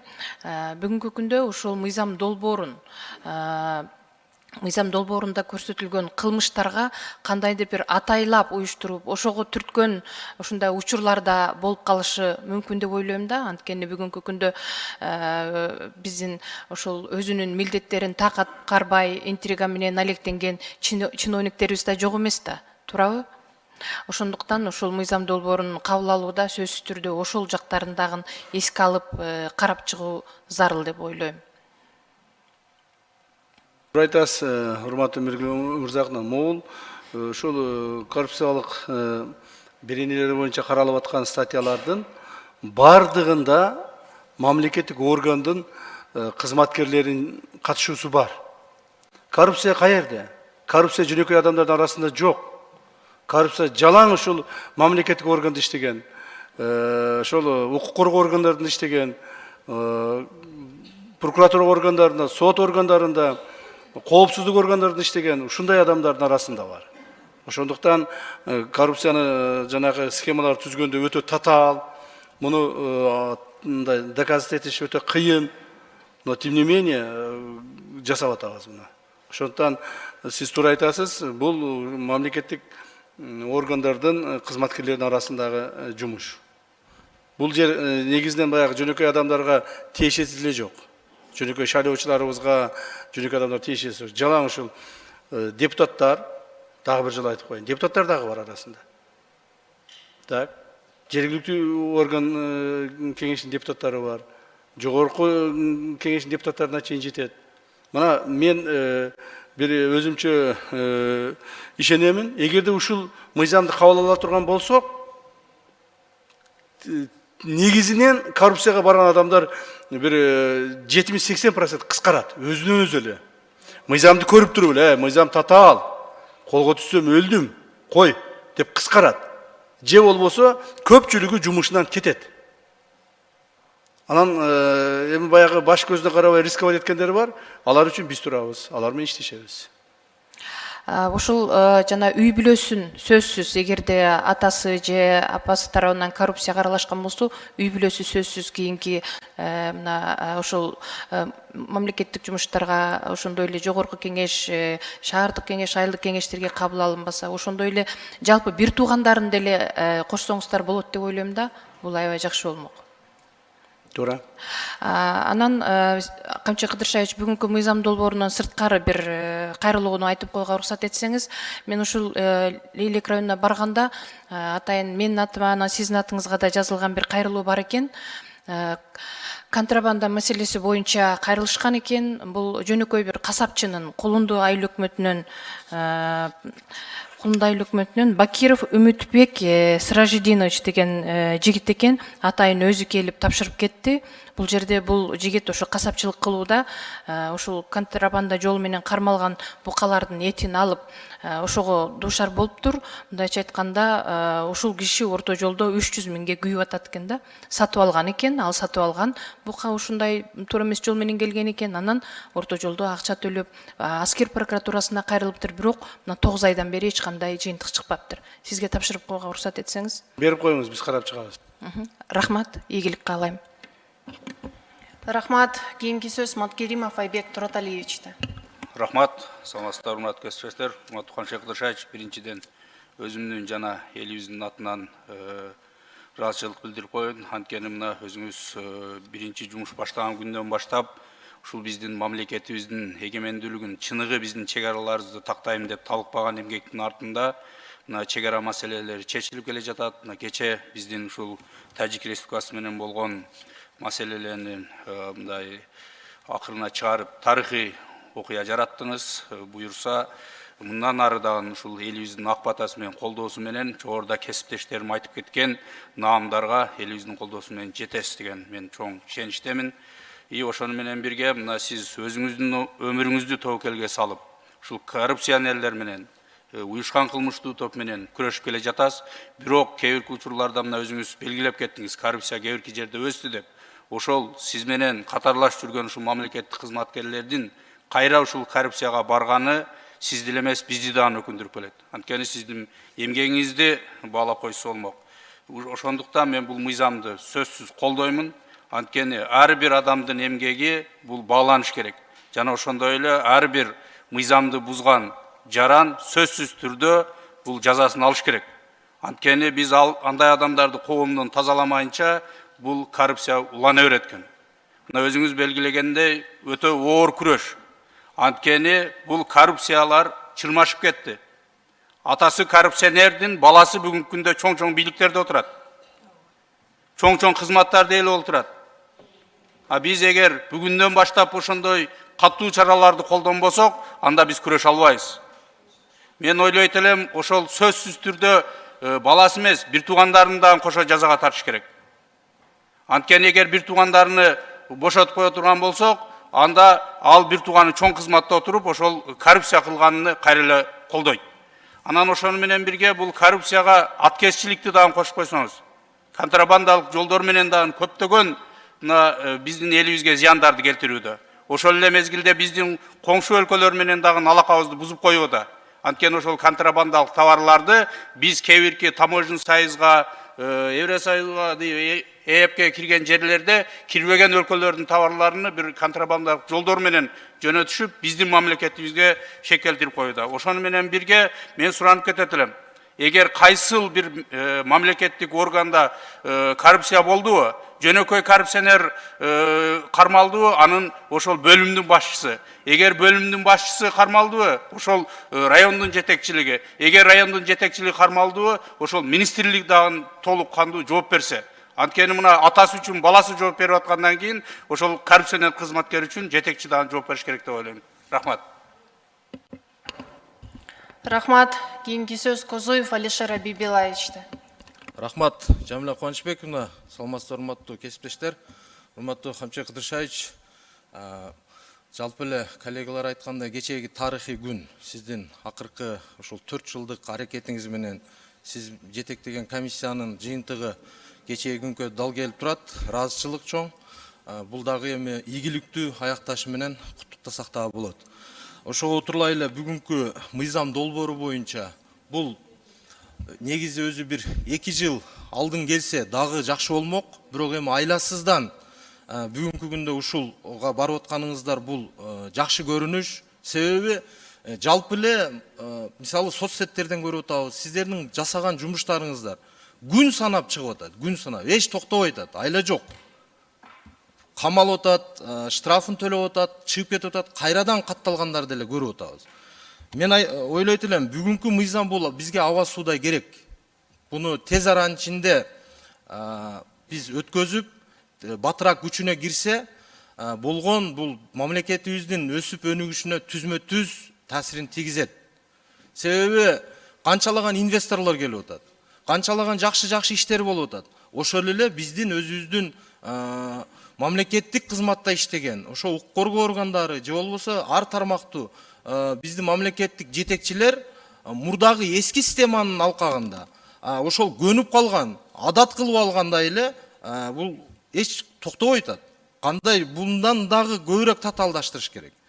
Себеби жана сиз айтып кеткендей бир туугандары менен кошо эле мисалы бир генералдын баласы болушу мүмкүн, же болбосо бир батыр эненин баласы болушу мүмкүн. Алардын дагы бир наамдарын бир кайра карап чыга турган бир пункт сунуш катары бир карап көрсөк. Андан кийинки дагы бир суроо тактап кетүүчү. Мисалы бүгүнкү күндө күн санап коррупционерлер кармалып атат. 3 айлап, 6 айлап мисалы тергөөдө жүргөндөр бар. Эгерде буйруса 1 январдан баштап бул сотко өтүп, бул мыйзам күчүнө кирип калса, бүгүнкү күндө кармалып аткан коррупционерлер ушул мыйзам менен соттолобу же 1 январдан башталабы? Bunu başında aytып өттүм эле, бүгүнкү күндөгү кармалып аткан коррупционерлер эски мыйзам негизинде болот. Бул мыйзам күчүнө кирген күндөн тартып, анан кармалган адамдар ушу менен соттолот да. То есть бул 1 январдан киргизебиз деп аракет кылып атабыз. Мына тезирээк сиздер кабыл алып берсеңиздер, мен президенттен урматтуу президенттен суранып, тезирээк кол колой берсе, 1 январдан киргизебиз деп. Рахмат. Ошондой эле мисалы мамлекеттик кызматты бир өзүнчө бир мындай бизнес кылып алгандар бар да. Бул ушу мамлекеттик кызматка барсам, ошол жерден байысам, же болбосо там салсам депчи. Анан эми бүгүнкү күнгө чейин дагы менде сунуш ошол мамлекеттик кызматта иштеп туруп, кандай жол менен байыган. Ошондой эле бир күн бизнес кылбай, 1 сом налог төкпөй, канчалаган мисалы карапайым элдердин алдында өзүнүн мисалы ушу жакшы жумуштарды жасайм деп актанганы менен эми бардыгын эле ясно көрүнүп турат да бардыгычы. Ошол жетекчилерди дагы бир катар карап чыксаңыздар. Себеби сиздер айткандай биз жетекчилерди колго түшкөнүн гана, то есть кылмыш кылып колго түшкөнүн гана текшерип атабыз да, по статье 340 незаконное обогащение мененчи. Анан алтак барып текшерген жокпуз. Мисалы башка бир жетекчилер өмүр бою сиз айткандай кызматта жүрүшөт. Азыр карасаң бизнестери бар, жакшы үйлөрдө жашайт, жакшы машиналарды айдайт, темел укмуш сонун. Аларды барып кармап текшерип аткан жерибиз жок. Эгерде ошол жакшы жашап аткан чиновник каким-то образом бизге коррупция менен колго түшүп калса, и дальше пойдет проверка. Уже незаконно обогащение предъявить ете баштайбыз, жана башка предъявить ете баштайбыз. Ал эми биз баягындай кылып туруп, ар бирин кармап текшере баштасак, анда мамлекетибиздеги билесиздер да, алиги айткандай, орусда айткан грех атайт дегендей, ар бирин кармап текшерсе болот, туурабы? Андай азыр коомго андай ыз учуу салуунун кереги жок. Рахмат. Кийинки сөз Мамашева Айсулуу Турузбековнада. Чоң рахмат, Жамиля Кубанычбековна. Саламатсыздарбы? Урматтуу Камчыбек Кыдыршаевич, бүгүнкү жыйындын катышуучулары. Камчыбек Кыдыршаевич, буга чейин сиз билгендей ушул Алымкадыр Сабирдинович онкология борборунда болуп аткан коррупция боюнча көп айтып атылган жогорку кеңеште. Анан ошол эле учурда президент чакырып, ал жерде Камчыбек Кыдыршаевич отуруп, биз онкология борборунда болуп аткан коррупцияны талкууладык, анан директор да ошол себептен алынды деп айтты да. Анан мен билгендей ушул ГКНБден дагы комиссия барып, онкоцентрди текшеришти. Бүгүнкү күндө жыйынтыктар барбы? Болуп атса керек, мен ар бир кылмыш ишине мындай пристально караганга мүмкүнчүлүгүм жок, убактым жетпейт. Ал сиз айтканыңыз туура, президентибиз бизге ушул тапшырманы берген, биз ошону текшергенбиз, ошонун негизинде жанагы онкология жетекчиси жумуштан алынды окшойт, алынды, ооба, бирок Алынды окшойт. Анан эми эгерде дальнейшем ал жерде кылмыш иши боло турган болсо, естественно, иштеп аткан болсо керек, биздин жанагы тергөөчүлөрүбүз, кызматкерлер иштеп атса керек. Бул буквально бир ай болуп калды окшойт, бул иштин болгонуна. Ну, значит, есть еще время. Есть еще время расследования. Бул темага көңүлүңүздү бурдургум келет. Анткени бүгүнкү күндө элде онкология борборду коррупциянын борбору деп аталат да. Ошого жеттик. Эмне үчүн? Анткени мисалы бесплатный дары дармектери алайын десе, ага эч качан жетпейт. Жеткендер мындай жөн адам эмес да. Бесплатный дарылар тилекке каршы биздин жөнөкөй жарандарыбыз ала албай кыйналып жатышат. Онкологиянын дарылары 25 миңден 300 миңге чейин бир эле дарысы. Химиотерапияны алыш үчүн бул жок дегенде 3-4 дарыны алыш керек да. Анан кээ бир пациенттер ишенесизби? Өлгөнү мага выгодный болот депчи. Балдарымды кыйнабайм, жолдошумду, үй бүлөмдү кыйнабайм. Менин похороныма да жетет экен деп дарыланышпайт. Ошого жеттик. Анткени сиз билгендей, бүгүнкү күндө среднемесячный зарплатаны алсак 37 миң. А бир дары 25 миңден 300 миңге чейин болуп атат. Анан жаңы аппаратурага өтө муктаж болуп атабыз. Ал жерде аппаратура таптакыр эле эскерди. Койка месталар жок деп өзүнүн жеке клиникасыларына жөнөтүшөт. Клиникасына жөнөткөндөн кийин ал жерде бир эле хирургический операция жасап, акча алып алышып, кайра реабилитацияга жөнөкөй эле мамлекеттик больницада кайра жаткызышат да. Ошонун бардыгы онкологиянын врачтары жасашат. Мурун бул схеманы мындай айтканда мурунку директор башчы болчу, а бүгүнкү күндө сиз билесизби же укпадыңызбы, анын мурунку күйөө баласы директор болуп коюлду, 1-2 күн эле болду. Бирок бул күйөө баласы дагы ушул частный жеке клиникасында мурунку кайненесинин жеке клиникасында иштеп, мындай ийгиликтүү бул схеманын дагы ичинде жүргөн да. Анан эмне үчүн мен бул маселени көтөрүп атам? Мага көптөгөн онкопациенттер келип ыйлап атышат. Анан сиздерге де кайрылып атышат, ушул сиздерди кабыл алып бериңиздерчи деп суранып атышат да сизден. Мага кайрылышты, ушул заявление жасашты. Анан сизге дагы ГКНБга жөнөтүп, сиздин атыңызга Сагынбаева Шайырбүү деген апа бүгүнкү күндө көптөгөн биздин онкопациенттерге жардам берип, өзүнүн үйүн берип атат да. Ушул апаны кабыл алып коесузбу? Ал жерде өтө көп чоң коррупция болуп кетти. Биздин жарандарыбыз Айсулу Турусбековна, бул маселе боюнча мен тапшырманы өзүм орун басарым менен Тимур Маратович ошол киши кабыл алсын. Себеби мен физикалык убактым жок кабыл алгангачы. Рахмат. Рахмат.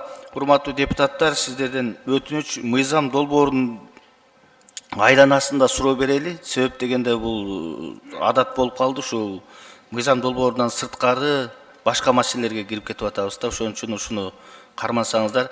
Кийинки сөз Кенжебаев Аманган Батырбековичте. Рахмат, урматтуу Камчыбек Кыдыршаевич, саламатсыз. Биздин жана сыртта жүргөн чиновниктер, качып кеткен чиновниктерибиз бар, коррупция менен ошолордун тагдыры эмне болот? Бул мыйзам күчүнө киргенден кийин ага чейин аларга кандай жаза колдонулат? Мыйзам чегинде ошол кылмышты кылган убагындагы мыйзам менен гана привлекаться этилет. Экинчи суроо болсун, Камчыбек Кыдыршаевич, жанагы акционерлик коомдор бар. Ошол жерде чечимди акционерлик коомдун өкүлдөрү кабыл алат да. Эси коррупция менен мыйзамды бузган бир чечим кабыл алынса, ошол жерден ким жооп берет? Акционерлик коомдун жетекчиси жооп береби же акционерлердин мүчөлөрү жооп береби? Аны кылмыш составына карап көрүш керек, тергөөчүлөр аныктайт аны. То есть ал жерде баягы козголгон иш боюнча каралат да. Ошо тергөөчүлөр аныкташ керек да. Мен азыр сиз айткан сөз менен мен бир нерсе айта коюшум кыйын. Камча дайыр сурообуз бар эле. Эми жергиликтүү бийликти айтып кетеличи, айыл өкмөттөрдү айтып кетели. Айыл өкмөттөрдүн 70-80%-на иш козголот да. Коррупция же ошо башка иштер менен бүгүнкү күндө. Анан эми бул жана мыйзамды күчүнө алып жана бир туугандар чейин иштебесек, эртеңки күнү ушу кадр саясатынан бизге маселе болуп калбайбы? Эртеңки күнү иштеген киши келип калбайбы? Маселе болот. Көп маселелер болот, ачык айтайын. Бул жөнө гладко өтө эле башка болуп кетпейт. Кээ бир жерлерде көп маселелер болот. Бирок именно ошо кадр саясатында биз кадрлар тазалайлы деп атпайбызбы? Так. айланып тегеренип эле жүрө бербестен ошол коррупция кылган адамдардын тууган уруктары жана башкалар менен жылдырып башка жаңы адамдар келсин. Жаңы билим алып аткан балдарыбыз бар, көптөгөн жакшы кадрларыбыз бар, элге журтка ак кызмат кылам деген ичинен уйгу туйгу болуп аткан адамдарыбыз бар. Ошолор келсин. Мен суроону эмне үчүн берип атам? Анткени биздин мыйзамдын да карама каршы иштеген мыйзамдарыбыз бар да, бирине бири туура келбей алганчы. Аны ошол жер менен баягы күнөөсү жок айыл өкмөттөрдү же болбосо жетекчилерди баягы күнөөлүү деп таап койгонубуз туура болбой калат деп атам да. Мен ошон үчүн сизге дагы сунуштарды экинчи окууда берейин. Ушул жерден бир карап көрсөк. Макул, айтыңыз, биз карап чыгабыз. Бардык сунушуңуздарды караганга милдеттүүбүз, карап чыгабыз. Анан дагы бир суроо болсун, Камчы Кыдыршаевич. Баягы илгерки союздан калган колхоз, совхоздор бар, кооперативдер бар. Ошол жерде баягы колхоз өзүнүн эсебинен салган больница же болбосо ошо спорт комплекси, бала бакчалар бар да. Бүгүнкү күндө ошолор мыйзам чегинде өтүш керекпи бизге? Айыл өкмөткө же мамлекеттин ал уже хозяйственный вопрос, уже мен ага билбейт экенмин, азыр жооп бере албайм. Рахмат. Рахмат. Кийинки сөз Сурабалдиева Эльвира Жыргалбековнада. Рахмат, Камчы Кыдыршаевич, саламатсыздарбы? Жанакы менин коллегаларым ой пикирлер бөлүнүп кетип атпайбы туугандар боюнча да? Эгер коррупция менен чектелген мамлекеттик кызматта иштеген адам болсо, балдарындагы, жубайындагы, туугандарындагы толугу менен кетириш керек. Анткени деген тазаланабыз деп 30 жылдан бери тазаланбай жатабыз. Бул системаны түпкү мындай коррупцияны жоготом десеңиздер, полностью кетиш керек. Анткени мамлекеттик кызматка келген, чоң кызматта иштеген адам, кыргыздардын менталитети ошондой экен да. Жаман сөз болсо тарынбагыла да. Жакында туугандарына шарт түзүп берет. Туугандары ошол коррупциянын аркасы менен жыргайт экен. Ошон үчүн буну көзөмөлгө алып туруп, аягына чейин чыгарыңыз деп ойлойм да. Это нам надо. Андан тышкары менде мындай суроо да. Дача взятки бар, вымогательство взятки бар. Айтсаңыз, бүгүнкү күндө көптөгөн биздин ишкерлер иш козголуп атат, ар кандай маселелер болуп атат. Бирок деген алардан ошол каражаттарды вымогать эткен адамдар бар да. Так. Он же ни один предприниматель добровольно не пойдет предлагать деньги. Менин башыман өткөндө окуя болгон ошол. Бул 2014 жылы антимонополия кызматынын жетекчиси, ал биздин белгилүү саясатчыбыздын атасы болчу, $6,000 вымогать этип, аягында Финпол балдарына кайрылгам да. Алар айтты: или вы напишите заявление, или он вас посадит. И вот көпчүлүк бизнесмен аргасыз ошондой кызматкерлер вымогать эткен үчүн барып беришет. Мындай деңиз, биз аны частный случайда биз айта албайбыз, бирок мондай биз эгерде мамлекеттик кызматкерлерди ошол жана сиз айткан вымогательство взятка менен кармай турган болсок, так, жөнөкөй ишкерлерди кармагандан көрө биз ошого мындай мен айтканда мен өзүм жеке кубанам да. Чын айтайын, мен кубанам. Жөнөкөй ишкерлерге тийбей, мамлекеттин ичиндеги взяточниктерди, мамлекеттин ичиндеги дача, передача, вымогательство, взяткалардын бардыгын мамлекеттик органдын адамдарын тазалашыбыз керек да. Ал эми жөнөкөй ишкерлер, сиз айткандай кимдир бирөөсү вынужденный берип калат, кимдир бирөөсүн заставить этишет. Заставить этишет. Да, аны өзү добровольный бергендер өтө эле аз. Сиз айтканыңыз туура. Андан тышкары мен ойлойм, УКМКнын арасында деле бүт эле кызматкерлердин арасында 100% сиз да кепилдик бере албайсыз да. Никто у нас не вымогает деп ГКМБ. Правильно? Вы 100% гарантию не то, что там 100%. У нас тоже есть коррупционеры. Среди ГКМБшников тоже имеются коррупционеры. Я это открыто вам признаю. А так? Вот если ошондой мы уже привлекаем уже несколько сотрудников за этот год, за прошлый год. У меня сейчас статистики нет, но ежегодно мы привлекаем своих сотрудников. А то, что там увольняем или там отправляем там отставку, то есть распоряжение, их сотни. Ежедневно это идет работа. Алардын арасында деле көнүп калгандар, ГКМБшниктер билесиздер, алар бир жумушка киргенден кийин 2 жыл, 3 жылда жумуштан чыгып кетпейт. 5 жыл, 10 жыл, 15 жыл, 20 жыл, 30 жыл иштегендер бар. Так? Ушул бийлик төрөлгөндө, то есть жаңы независимость алганыңыздан баштап бүгүнкү күнчө иштегендер бар. То есть бардык бийлик менен иштеп келгендер бар. Ошолорду некоторые, как говорится, поддаются как бы перевоспитанию, а некоторые нет. Кто привык делать коррупцию, он до сих пор и делает. Поэтому я к ним отношусь очень отрицательно. УКМКда ошондой кызматкерлер болсо жарандар эмне кылсын ишкерлер? Бүгүнкү күндө ошондой учурлар боюнча мага да жетип атат маалымат да. УКМК 100% тазаланганда, анда мамлекетте 100% тазаланып бүтөт да. Ушундай болот да. Ошондой адамдар болсо ишкерлер кандай кылсын? Кимге арыздансын? Сизге келишсин? Мага кайрылсын, сөзсүз түрдө. Мен азыр карабаймын. Мен жанагы мамлекет кызмат иштейби, чоң кызматта, кичине кызматта өзүңүз көрүп атасыздар, урматтуу депутаттар. Мен азыр жаман көргөнү, кайсы эле мамлекеттик органдын баары жаман көрөт меничи. Азыр ушул кызматтан иштеп азыр келатып, бир туугандардан дагы, достордон, тууган уруктан, бала чака, жанагы жакындардан баарынан мындай айтканда алыстап кеттим азыр менчи. Мен эч ким менен сүйлөшпөйм, эч ким менен бир жака барбайм, эч ким менен отурбаймын. Только ушу ишти гана кыламын. Анан кийин азыр көптөрү күтүп жүрүшөт. Эртең сен да жумушуң бүтөр депчи. Нучу, ошондуктан биз айтайын дегеним, УКМКнын арасы да ошондой.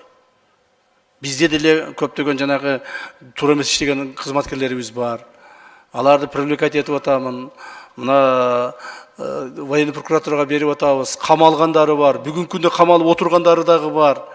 Жумуштан кетиргендерим уйма, например. Тазалайсыз. Тазалаганга мен милдеттүүмүн. Это моя прямая обязанность. Хорошо. Анан соцсеттерде эми көбүнчө орус жарандарына саткан биздин паспорттор боюнча мамлекеттик кызматта, чоң кызматта мындай связьтер болбосо сатылбайт. Ушул маселени изилдедиңизби, аягына чыгасызбы? Бүгүнкү күндө объявление берилип атат. Паспорт деп атасызбы? Именно паспорттор боюнча. Соц тармактарды ачсаңыз толуп тура. Жок, мындай деңиз, соц тармактарга жаза берет аларчы. Жок, телефондору менен ошентип айтылып атат да. Паспорт берүү боюнча азыр уже порядок болуп калды. Мына, ошондуктан ошол паспортты берген статьяны дагы коррупционные иные преступления против интересов государственной службы деп туруп жаздык. Что это такое? Это статья 347 незаконной выдачи паспортов. То есть специальный статьяны ошол коррупционный деяниеге коштук да. То есть ошонун сыңарындай уже паспортты азыр бергендер деле ушул статья менен каралат. Так, хорошо. И заключение заведомо невыгодный контракт боюнча да, ооруканаларда, мектептерде, мисалы ооруканада жакшы УЗИни алып бере алышпайт, анткени тендерден эң арзанды алыш керек. Ошондо биздин жарандарга эң арзан алып беребизби, же сапаттууну алып беребиз деп баштары ооруган жетекчилер аягында камалып кетпейби? Ушул жагын карап коюңуздар. Билим берүү системасында ооруканаларда ушул чоң маселе да. Эски мамлекеттик ооруканалардын чоң көйгөйү. Жеке фирмаларда деген алар заманбап УЗИлерди алышат мисалы. Мамлекеттерде болсо тендерлерден тияк-бияктарын өтмөйүнчө кийин камалып кетебиз деп корккондон эң арзан, эң начар сапаттуу алып запчастьтарынан баштап ошол аппараттарды алып атабыз да. Анан бул статья мындай ишке ашырам десеңиз, анда любой оорукананын жетекчиси бүт эле камай бересиздер да. Осторожно с этим. Туура айтасыз. Рахмат. Үчүнчү микрофон. Рахмат. Урматтуу төрага, процедурный маселе, эгерде депутаттар каршы болбосо, азыр бул мыйзамдын эмне кереги бар экен баардыгыбыз түшүндүк, эл да түшүндү да. Камчыбек Кыдыршаевич өзү да айтып кетти, жакшы баяндама берди. Бул мыйзамды мындай чукул кабыл алып беришибиз керек. Анан ошондуктан процедуранын негизинде Гүл Акматкуловандан кийин суроо талкууну токтотуп эле добушка өтсөк мыйзам долбоорун. Канчалык эрте алып берсек биз, ошончолук бул мыйзам тез кабыл алынат. 31 декабрга чейин кабыл алынып бериш керек деп атабыз. Биринде ушу жаңы 25-жылга күчүнө кирип калса, көп иш дагы алдын ала чечилип кала турган болуп атат да. Ошол үчүн Нурлан Тургунбекович ушу Гүл Акматкуловду суранып атат. Ошодон кийин суроону талкууну токтотуп, мыйзам долбоорун добуш берүүгө өтсөк. Сунушту добушка коюп койсоңуз. Рахмат. Рахмат. Дастан Артисбекович 2 адамдан кийин суроо жоопту токтотуп добуш берүүгө өтөйүл деди. Сунушту добушка коем, добуш бериңиздер.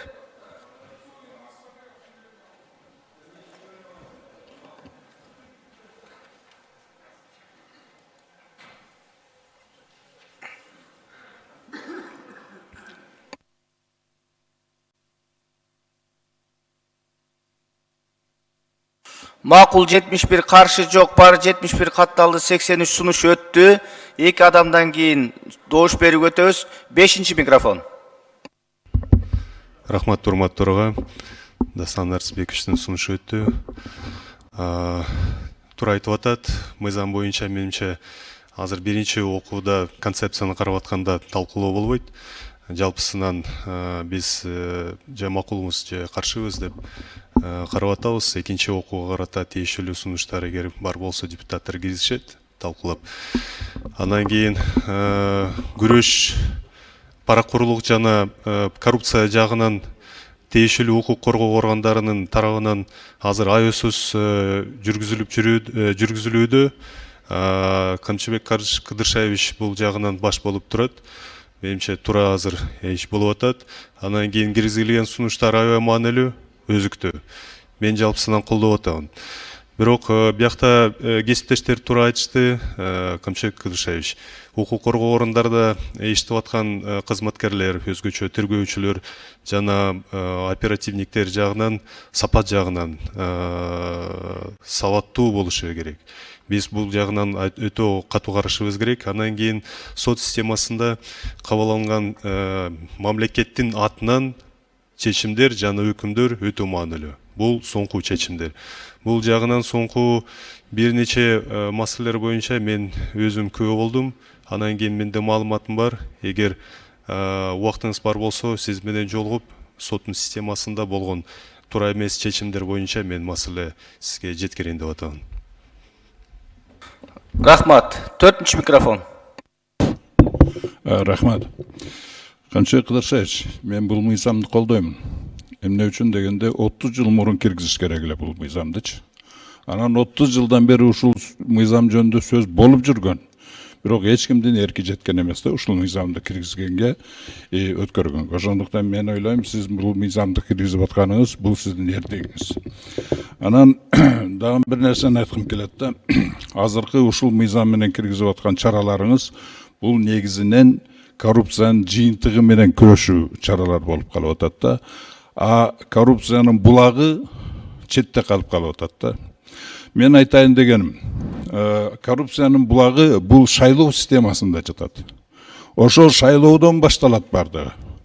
Себеби эмне үчүн эң негизги азыркы шайлоо системанын баягы кемчилиги бул жеке акча, жеке менчик акча менен каржыланат да. А орустар айткандай, кто платит деньги, тот заказывает музыку. И под эту музыку потом все пляшут. А шайлоодо ким каржыласа шайлоодо, ошол киши бийликти заказывать этет. Анан кийин ошол бийлик, ошол каржылаган адамдын эркин арктарат да. Ошондуктан мына бүгүнкү күнгө чейин азыркы мана шу 30 жылдан бери келип аткан шайлоо системабыз жеке менчик акча менен каржыланып келе жатат дагы. Даже президенттер шайланганда 1000 таза болсо дагы акырында келип туруп ошол каржылаган адамдарда көз каранды болуп калып атат да. Ал каржылаган адамдардын ичинде, шайлоон каржылап аткан адамдардын ичинде ар түрдүү адамдар бар. Ошондуктан бул өтө чоң тема. Камчыбек Кыдыршаевич, менде бул жөнүндө аябай көп сунуштарым бар сизге. Эгер сиз макул болсоңуз, прием кылып койсоңуздар, бул өтө системдүү чоң тема да. Бул жөнүндө эгер биз каржылоо системасын өзгөртө турган болсок, биздин шайлоо системабыз түп тамырынан концептуально өзгөрөт. Ошондо анан кийин шайлоо системабыз таза, аныгы, элге кызмат кылган, коррупцияга аралашпаган адамдар келет деп ошондо айтса болот. Ошону мен сизден макулдуңузду алайын дедим эле. Мен прием кылып коесузбу? Рахмат. Рахмат, урматтуу депутаттар, ортого чыкпай эле койсоңуздар, биз добуш бердик 2 адамдан кийин. Анан токтотуп, өзүбүз чечимди сыйлайлдан чыгып алып, процедурныйдан сүйлөй бербесек. Биринчи микрофон ушу менен бүттү. Саламатсыздарбы, урматтуу эл өкүлдөрү? Урматтуу Камчыбек Кыдыршаевич, мага очередь жетпей калды да сизге суроо бергенге. Сиз туура айтып атасыз, аябай бизге керектүү мыйзам, азыркы мыйзамды мына өзүңүз 30 жылда болбогон иштерди жасап атасыз да. Рахмат сизге ушу элдин ыраазычылыгы, бирок сиз өзүңүз токтолуп кеттиңиз, мына дарыгерлер боюнча кайрылуулар бар да. Масштабдуу иштен алып коюшкан. Ошол боюнча менде бир 2 материал бар, ошону кабыл алсаңыз өзүңүз. Мен сизге бир өзүмчө айтып берейин. Мыйзамсыз, негизсиз жумуштан алып койгондор бар да. Кабыл аласызбы? Ошону айтып коеюн деп чыктым эле. Жеке Кудай буйруса, убактым болсо, себеби дегенде мына мен айтып атпайбы. Мен кече эле тияктан Баткенден келип, түнү менен учуп келдим, түнү менен иштеп, азыр бу жерге келдим. Жумуштарым азыр тим эле чачымдан көп. Чын айтайын. Ал жерде дагы бир нече олуттуу чечимдерди кабыл алышым керек. Убактыңыз болсо, Ошондуктан убактымды таап кабыл алганга аракет кылам, мейлиби жеке? Кабыл алсаңыз, менде 2 материал материал бар. бар. Үчүн албай койдуң деп мени капа болбоңуздар, пожалуйста. Рахмат, бул мыйзамды колдойм, бирок менде материалда өтө актуалдуу. Аракет Кабыл кылам алыңыз. жеке, болупту. чоң. Рахмат, аракет кылам. Рахмат. Анда 2 депутат калды. Бирөө эле Кожокулова Гүл Акматкуловна, сизде. Рахмат, Нурлан Тургунбекович. Я только по законопроекту и только по закону. У меня вопрос один. И вопрос, Камчыбек Кадыршаевич и Умит Нургазиевна, вам. Когда вы обсуждали данный законопроект, почему со стороны органов прокуратуры сразу же в этот же пакет законов вы не внесли изменения и дополнения в закон о прокуратуре, о порядке прохождения службы и так далее? Почему госкадровая служба в закон о госслужбе не внесли соответствующие изменения? У меня это самый главный вопрос. Потому что те требования, которые вносятся в Уголовном кодексе, они рикошетом отражаются именно на соответствующих органах. И если мы говорим о борьбе с коррупцией, то надо начинать на самом деле с органов правоохранительных Я органов. понял, пожалуйста. Да. Гуля Ахматулловна. Да. Перечень законодательных актов Кыргызской Республики, в которые проектом закона вносятся изменения. Да. У вас есть? Да. Списки? Да. Вот я, если что, я вам прошлю, чтобы... Нет, там органов прокуратуры нет. Ну, вы говорите, что... А прокуратура, да, здесь нету, Нет, по-моему. Да. а там требования именно вопрос судимости. Вы спросили по части... Госслужба. Госслужбы, да. А закон о госслужбе тоже Да, нет. есть там, закон. Нет, там есть о порядке прохождения, там совершенно другое. Ой, сиз жооп берип коюңузчу, мен прокуратурамызды жакшы билбейт. Саламатсыздарбы, башкы прокурордун орун басары Буткан Нургазиевна. Гүл Акматкуловна, эти требования имеются в нашем законодательстве, имеются. Нет. Невзирая на погашен, не погашен судимость, в органах прокуратуры такие сотрудники мы не принимаем. Нет, Умит Нургазиевна, вы немножко вводите в заблуждение. Статья 55 статьи органов прокуратуры гласит о том, что если его близкие родственники в установленном законодательном порядке признаны членами организованной преступности. Здесь нету о коррупционных преступлениях. А мы сейчас говорим о коррупционных преступлениях. Вот если бы вы внесли соответствующие изменения, дополнения, мне кажется, одним пакетом было бы правильно. И то же самое, значит, требования о госслужбе, да? Статья 12. Я отвечу. Статья 12. В статью 12 тоже не вошли изменения, вот те, которые вот сейчас вот вносятся. Вот вы правильно говорите, в закон о государственной госслужбе и муниципальной службе, статья 12. Посмотрите, там вот есть сравнительная таблица, и четко вот то, что говорит Камчыбек Кадыршаевич, полностью туда включено. Статья 12, это раз. Далее статья 15. То есть мы полностью синхронизировали, и в эти два закона мы внесли эти предложения. Они здесь есть. Спасибо. Хорошо, спасибо. Вот именно вот касается именно по прокуратуре, Умит Нургазиевна. Я думаю, что вот здесь вот тоже нам нужно будет вам внести, да, и соответствующее в положение потом вы внесете, да, указом президента о порядке прохождения службы в органах прокуратуры. Потому что как вот сейчас вот вы решите вопрос? Вот сейчас вот мы, я думаю, что мы ускоренным методом на самом деле примем весь пакет документов. Он на сегодняшний день очень актуален, он необходим. И как будет в отношении сотрудников, действующих сотрудников, родственников, детей, родители которых осуждены, и близкие родственники осуждены? Нет, но это же не распространяется этому закону. Этот закон начнет работать с 1 января. Так? А то есть, получается, те сотрудники действующие, которые с 1 января продолжают работать, но их родственники осуждены по коррупционному. С 1 января, если Да. близкий родственник этого сотрудника Закон обратной силы совершит не имеет. данное преступление, да, тот сотрудник, который работает, будет наказан также в соответствии с законодательством. Нет, вопрос об освобождении от должностей. Я говорю, вот, вот в тогда соответствии с получается- законодательством будет освобожден. А тогда получается, как мы почистим правоохранительные органы, если их дети до сих пор будут продолжать работать, если их родственники близкие осуждены?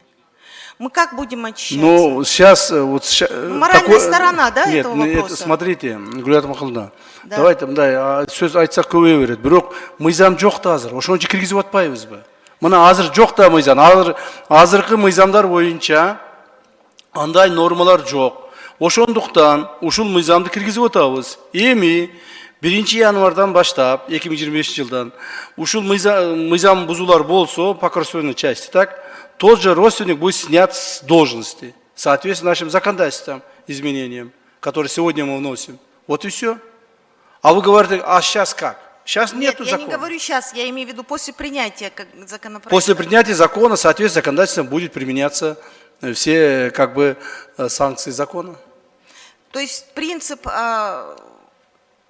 именно то, что закон не имеет обратной силы, да? Ну да, вот өзіңіз біліп тұр эле сурай бересіздер. Ну вот как вот он в законе, вот в Конституции прописано, а на практике как это будет применяться? Не, ну давайте назад не будем возвращаться, потому что вот вы очень правильно сказали, что закон обратной силы не имеет, и мы не можем этот принцип нарушать. Спасибо большое. Спасибо.